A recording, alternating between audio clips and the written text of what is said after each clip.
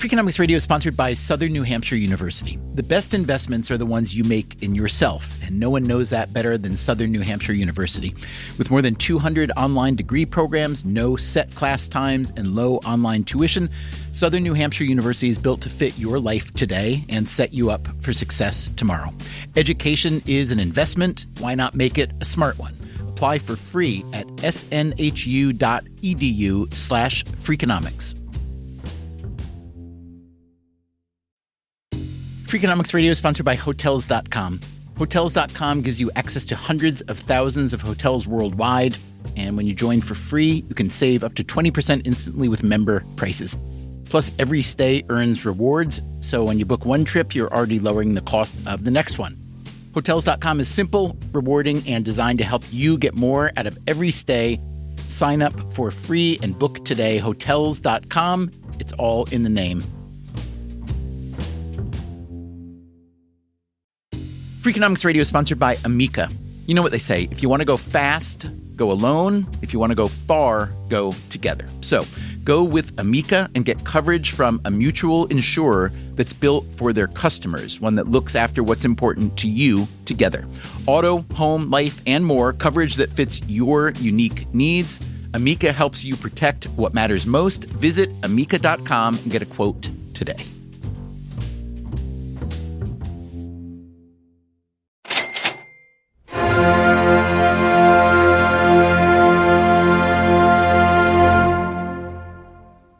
Mary Roach is a writer, a nonfiction writer, who is a bit obsessed with death, but not so much the dying part of death as what comes afterwards. Her first book, Stiff, is about the secret life of cadavers.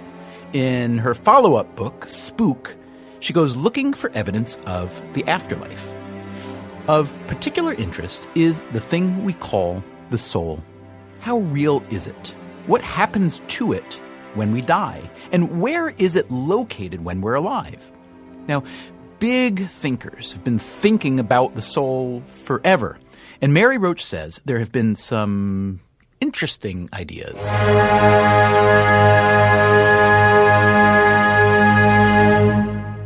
Oh, yeah. No, well, Aristotle had this notion of pneuma, like as in pneumatic wind, and it was this spirit, this thing that brought life where life didn't exist. And it started out in the sperm. And so when the sperm would sort of on arrival inside the woman's body get busy kind of building something where there was nothing, and they would they'd breathe life into it with this pneuma, this spirit. Now, if you don't like the Aristotelian view of the soul, Roach has some more you can think about. The ancient Egyptians thought that the heart was the center of the spirit, that the soul resided there. The Babylonians identified the liver, and I think the stomach was a secondary seat of the soul. And the liver is a beautiful, very sleek, kind of streamlined, really boss-looking organ. I could imagine looking at that and thinking, yeah, that could be it. Now, science and anatomy moved forward, of course, and we learned a great deal about these organs, but on matters of the soul, the answers haven't been so forthcoming. Fast forward now to the 17th century. Very quickly, it became obvious when you mess around with the brain, you change people's personality, people's spirit, things kind of shift. So there was a sense pretty early on that this is where we should look, in the brain. And René Descartes, did a fair amount of this work using livestock heads. Descartes had apparently this room sort of with heads of cows and livestock in different stages of disassembly, and he would sometimes, when dinner guests were over, he would open the door to this room and say, "These are my books." There would be these carcasses and heads, and you kind of had to think that after a while people didn't want to go over to René's house for dinner very much.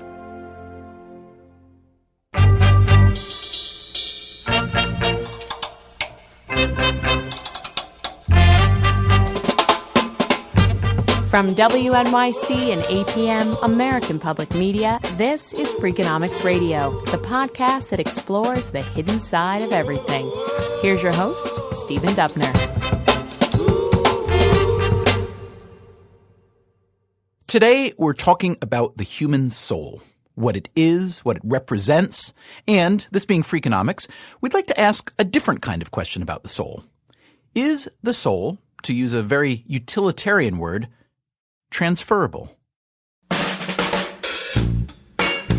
me tell you about something strange that happened not long ago on our Freakonomics blog. There was a post about skepticism, and in the comments section of that post, a reader named Caleb B. posed a question, something that had been puzzling him for years. My question was, why are people who profess not to have a soul hesitant to sell it? And it's kind of come about because throughout my interactions with people, growing up, I would run into somebody who would profess to be an atheist. And naturally, I'd find the conversation interesting. I would ask the question, well, if you don't have a soul, can I buy it from you? Caleb is 30 years old, lives in Oklahoma City. You might think from his question that he's not a Christian. That's what I thought, at least. But it turns out that he is. Now, we took Caleb's blog comment and turned it into a blog post all of its own. Do you have it in front of you, the actual blog post, or no? I do not. Okay. So let me just read a little bit of it. Sure. This is from Caleb on the Freakonomics blog. I've been trying for the better part of 10 years to buy a soul. I've offered a dollar amount between $10 and $50 for someone to sign a sheet of paper that says that I own their soul.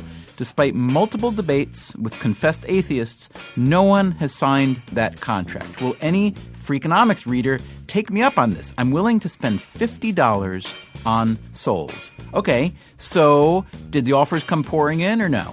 Well, the first to respond to me was Bruce, and he was very excited and adamant, and he said, I'd be interested in selling you my soul if you're willing.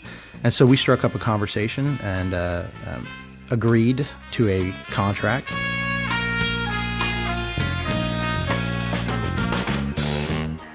One of the first things when I realized that there was a guy out there who would produce real money, I mean, my first thoughts are, wow, if there's a guy who'll pay 50, I wonder if there's somebody who'll pay 51.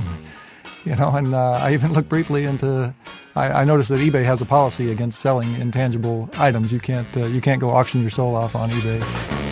That's Bruce Hamilton. He's the guy who sold his soul to Caleb for $50. Bruce is in his 50s. He's a tech entrepreneur in Seattle. Unlike Caleb, he is an atheist. He does not believe the soul exists. So, for Bruce, getting paid $50 for something that doesn't exist was not a hard decision. He did try to understand Caleb's reasoning before he agreed to sell his soul. I was real interested in his motivations because I wanted to make sure that he was happy doing this, or that I wasn't doing it with somebody that shouldn't be making such a deal. But he was a perfectly competent guy, and he knew what he was doing. And we did exchange a little bit of a talk about theology or belief, but not so much. I think there was some feeling out about trust. He was about to send me $50 and he didn't know who I was, and I guess I was about to get a check that might bounce. But in general, I was happy to do it if I could convince myself that he was, and I did convince myself that he was. And for me, in a sort of strict Steve Levitt kind of way, I would have done it for $1 or a penny. I was trading something that had no value for something that had some value, right. Even if $50 doesn't mean that much. One might assume that a guy who offers to buy a soul in this situation, somebody who's posting on a blog, asking questions of a skeptic, one might assume that that kind of person would be a skeptic or a non-believer, an atheist himself, and that the point was to show that, see, it means nothing. But were you surprised to find out that that's not who he was, that he actually is a, believer who thinks that the soul is real and has value? Yeah, I was shocked. I assumed he would be an atheist. It just struck me as a very irreverent thing to do in general. And if he really does believe that the soul is an integral part of a person and that he just took mine, well, that wasn't a very nice thing to do. So I saw a lot of incongruity there, and I was quite surprised. That was Caleb's point, really. All those people he talked to who said they were atheists wouldn't sell him their souls, which proved to him that they thought the soul did have value. But then, finally, along came Bruce. Let me ask you this, Bruce. When's the last time you read Faust? I don't know much about Faust. I only know enough to know about what it is. I couldn't say that I know a lot about Faust. So I'm guessing you do know that in exchange for his soul, for selling his soul to the devil via Mephistopheles, that Faust received unlimited knowledge and worldly pleasures. And you, Bruce Hamilton, you only got $50. Do you think you got shortchanged here? Well, let's just say that 50 was more than anybody else was offering. And so if the open market value was 0 and I got 50, I think I scored. So Caleb mailed Bruce a check for $50 and a contract to sign, turning over possession of his soul. That's right, soul possession. But what's Caleb supposed to do with Bruce's soul? Can I ever take possession of that soul? I'm not going to put it in a mason jar. I'm not going to own it in any kind of particular sense. The value to me was just seeing the contract signed by somebody. You do believe in God, yes? Yes. And what would you make of a God who lets you, a believer, buy the soul of a fellow human being? I don't know. My wife asked the question, well, do you now have responsibility for Bruce's soul? If Bruce goes out and does a bunch of horrible and despicable acts, are you going to be held responsible in the afterlife? And my response is, really, I don't know. I don't know.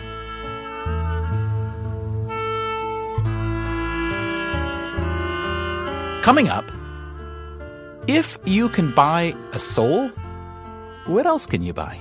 If you've wronged someone, or if you're on the outs with someone, whether an estranged lover or a business partner, and you can't quite bring yourself to apologize personally, you can apparently hire the company to do it for you. The motto of the company is, "We say sorry for you," for a fee.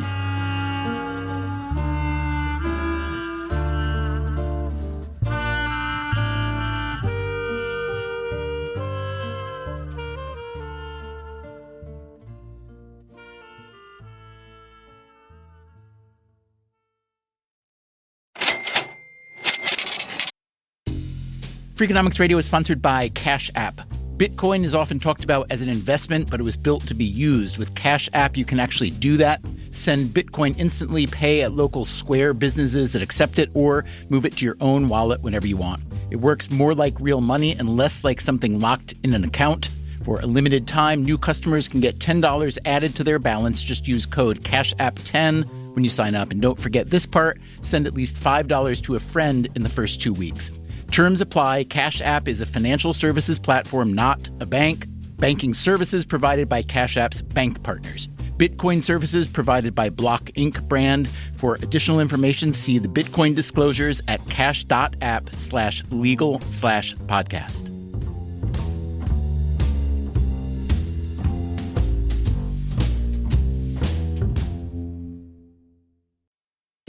Freakonomics Radio is sponsored by Figure. Did you know that 40% of homeowners own their home outright? If that's you, don't let your equity sit idle. Tap it with a home equity line of credit. Figure, the #1 non-bank HELOC lender in the U.S., helps tap equity you've built in your home so you can do things like tackle a renovation or pay down debt. HELOC is a line of credit secured by your home. You can draw what you need, repay, and draw again. Figure offers a 100% online application. Get approved in 5 minutes and funding in as few as 5 days. It's faster than a bank loan and cheaper than a personal loan. Check your rate today without impacting your credit at figure.com/Freakonomics. This post is sponsored by Figure, NMLS ID 1717824. Figure is an equal housing lender. For more information about their licensing, visit nmlsconsumeraccess.org. Figure's HELOC is subject to credit approval and terms apply. Freakonomics Radio is sponsored by TalkAboutPD.com. Let's talk about Peyronie's disease, or PD. It's not widely talked about, and some men may feel reluctant to bring it up, but it's more common than you would think. PD can happen when scar tissue builds up under the skin of the penis, causing a curve with a bump during an erection that for some men may lead to pain during intimacy and impact mental health. A trusted urology specialist can help diagnose PD and walk you through your options, including non-surgical treatment. Visit talkaboutpd.com.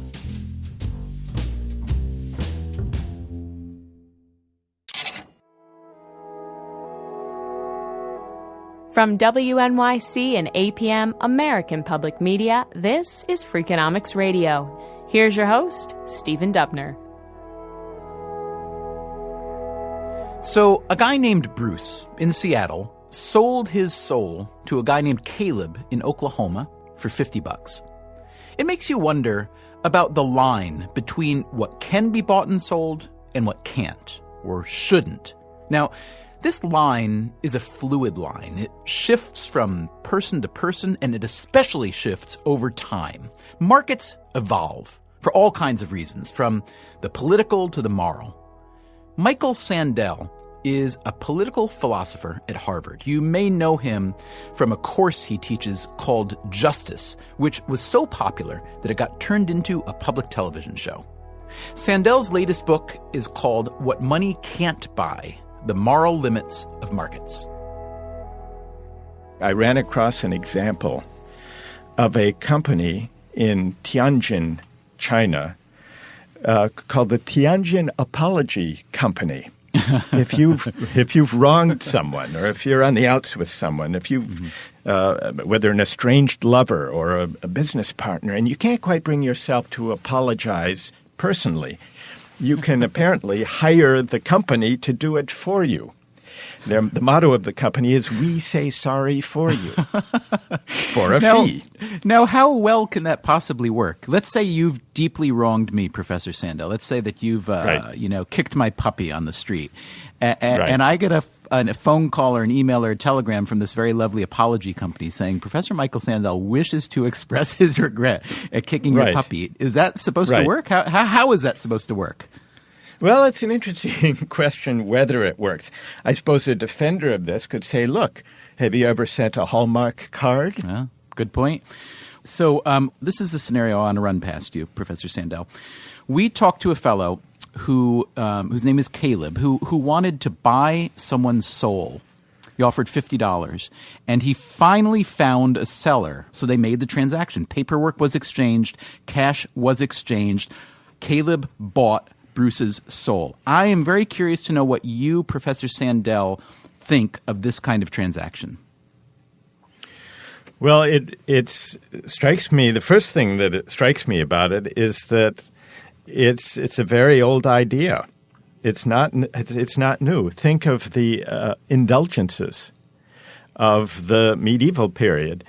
And it was, after all, the sale of indulgences, which is pretty close. Is there a difference between selling your soul and buying salvation? If you can buy a person's soul, that's pretty closely akin to buying salvation, which was, you remember, that was the practice that was carried out in the Catholic Church at the time that Martin Luther rose up against indulgences, against the buying and selling of salvation. Indeed. And when we look back on that period in history now and Martin Luther nailing to the door of the church, we think, oh, thank goodness, this is the kind of transaction that we no longer are surrounded by. And yet here's a guy hundreds of years later who, on a scale of 1 at least, is trying to reenact it. It's different. This is a little bit different. There was not the sale of an indulgence to save the soul in the same way here. This was one person transferring his to another person. I'm curious, do you have personally, morally, ethically, through the lens through which you see the world, have a problem with this transaction? Well, there are two possible problems, and only one of them is moral. I suspect that most people would regard this commercial exchange either as absurd or as abhorrent, but not both. People will view it as absurd if they think there is no such thing as a soul, or if they think that the soul is the kind of thing that can't conceivably be bought and sold in the first place. If you believe that about the soul, then you'll regard this as absurd, but not as abhorrent. It would just be based on a mistake.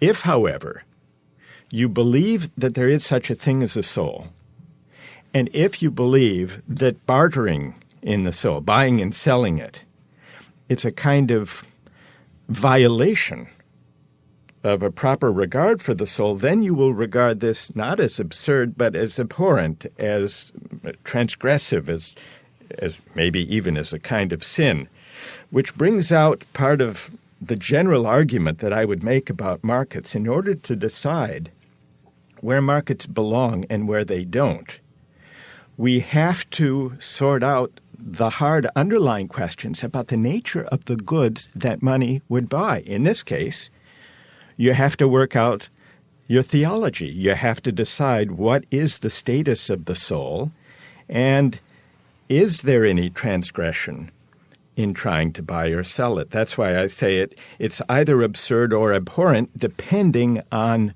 your underlying view about the status of the soul. You see what I mean? I do, and that's a very valuable distinction. It makes me curious, what about you personally? If I offered to buy your soul for $50, what would you say? Well, first I would say, why do you want it? What do you want to do with it? I would probe to hear what you had in mind. Let's say that I feel that you are not exercising it properly. That you are not taking seriously enough, for my taste and my moral code, the responsibility of the spiritual entity known as a soul, and I therefore am willing to pay dollars in order to better curate that soul, because I do believe in the sanctity of a soul, and rather than see you not tend yours properly, I am willing to pay the price to take over that responsibility. Let's say that were my answer. Well, the more seriously I took your answer, the more genuine I took it to be, and the more plausible I thought it might be as a way of thinking about my soul, my destiny, the more offended I would be. Mm-hmm. The less seriously I took it, mm-hmm. the more I thought, listening to you, that you were either a crank or a prankster. Yeah.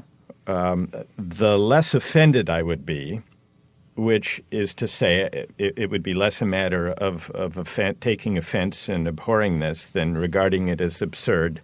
Yeah. And a matter of indifference. But it's connected. This question, how we would regard such an offer, is not unrelated to the debate that we've heard about in connection with the Romney campaign. Some say that Governor Romney should renounce a practice of the Mormon Church of retrospective conversions. Elie Wiesel, you may have noticed, came out urging Romney to renounce the practice of the Mormon Church of retrospectively converting some Jews, including Anne Frank. Now, the church itself apparently said the person who did that retrospective posthumous conversion of Anne Frank did so in an unauthorized way. But the question is, if there is a church that carries out posthumous conversions, converts, let's say, Anne Frank, for the sake of her soul. Here's how it's analogous to your case of you want to buy my soul, the better to look after it. Here's a church, there's no money trading hands. Is this offensive? Or if you don't believe it's efficacious, if you don't believe there's anything in it, can you really take offense? Or is it simply something that's absurd? So how people react to this retrospective posthumous conversion controversy, I think would pretty closely track your question about whether the soul is the kind of thing that can or should be bought and sold. It depends on your underlying view of the status of the soul, or of conversion in that case, or of salvation in the case of indulgences in Martin Luther.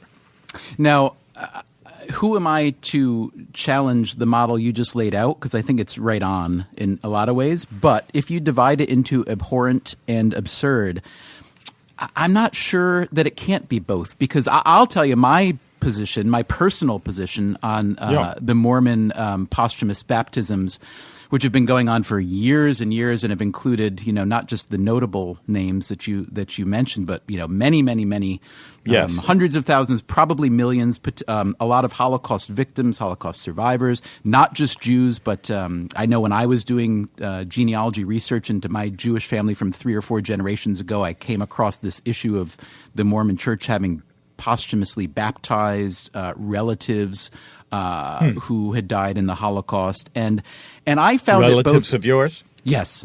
Yep. Yeah. And I found it, I have to say, both abhorrent and absurd. So even though I posed to you the question about this one fellow who sold a soul for $50, and it does sound kind of like a joke or a crank, as you put it.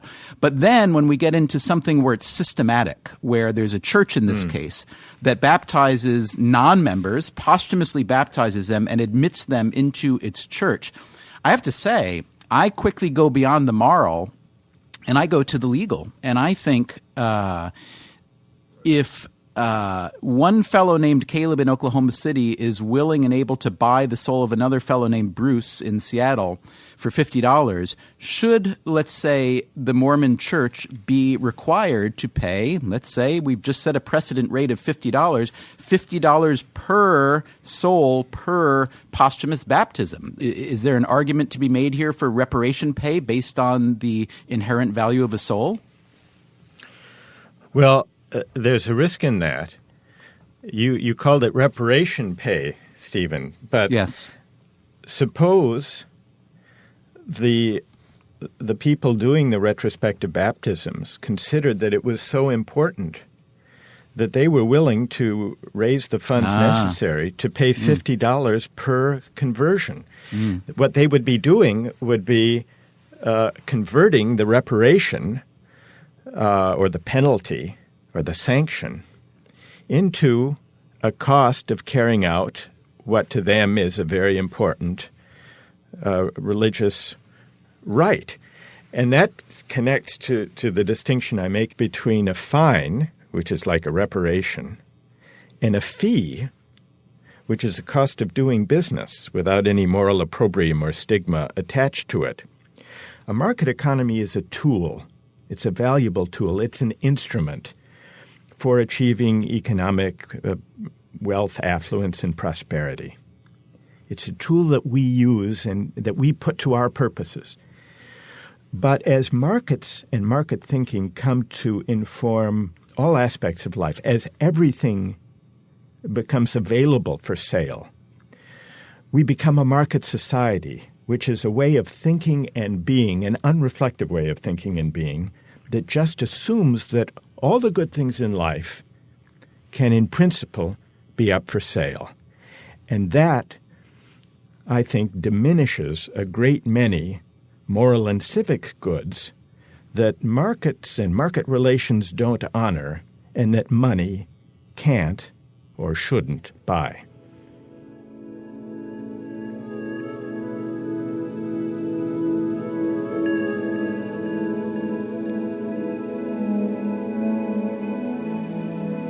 I wondered what Caleb, the guy who bought Bruce's soul for $50, would think about the moral limits of the market. It struck me that once you start selling souls, it's a slippery slope. Let me ask you this. Just between you and me now, if I offered you $60 for Bruce's soul, would you resell it to me? I probably would.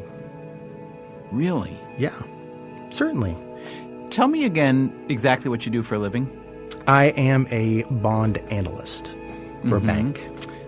So you're familiar with markets, how they work, when they work and when they don't work, when they fail sometime. Generally, yes.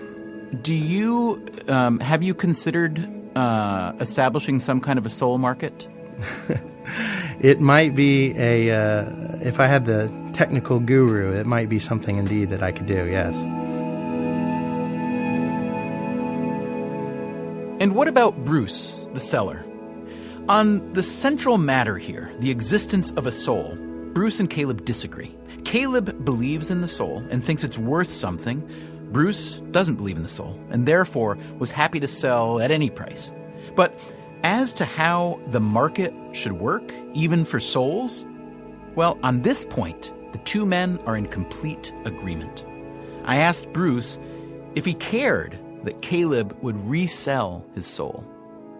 No, he's completely free to do with it whatever he wants. If he finds a way to make $1,000 with it, I might be disappointed that I wasn't smart enough to figure out how to make $1,000 with it before he did. But if he's clever enough to do that, I'm all for it. That's fine with me. And what if someone else comes to you that doesn't know you've sold your soul to this guy named Caleb in Oklahoma and offers to buy your soul? What do you do next time? Well, the soul is such a nebulous concept, and in general, these spiritual things are so amorphous that you can just make up anything you want about them and just decree them to be true. So I might just say that my soul is kind of like a starfish leg. You chop it off, but it grows back. So there it is. Look, I have it again. It's for sale. So I guess to any of your audience, if anybody else wants to come along and give me $50, I'm here to take it all day long, and maybe this is a nice way to make a living if I could just do it 20 times a day.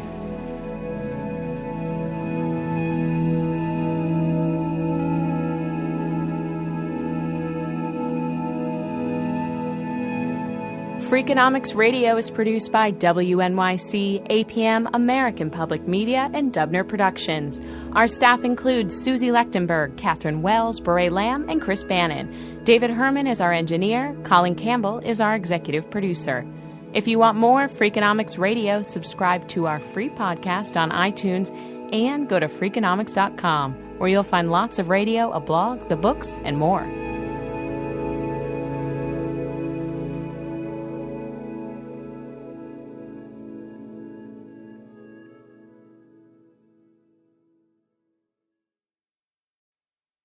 Freakonomics Radio is sponsored by Vitamix. According to the LA Times, the average American home contains 300,000 items, including a staggering number of appliances.